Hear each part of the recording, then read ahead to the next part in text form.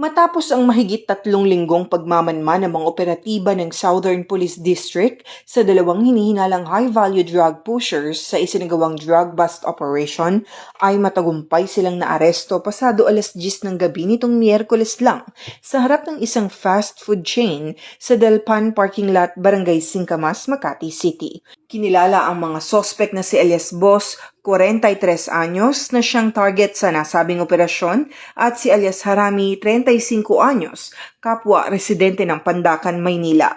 Ayon sa pulisya, isinagawa ang buy-bust operation ng mga operatiba ng District Drug Enforcement Unit ng SPD sa pangunguna ni Police Major Cecilio Thomas Jr., katuwang ang District Intelligence Division at Substation 1 ng Makati City Police.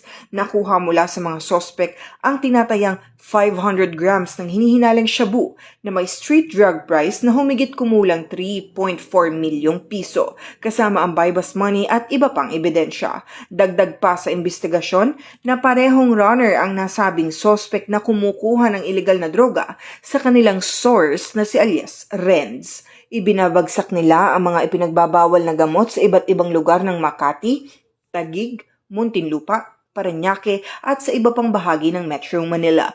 Ang mga sospek ay kasalukuyang nasa kustudiya ng DDEU-SPD para sa kaukulang dokumento at pagsampa ng kaso laban sa kanila. Sila ay nahaharap sa kasong paglabag sa Section 5 kaugnay ng Section 26 at Section 11 Republic Act 9165 o ang Comprehensive Dangerous Drugs Act of 2002.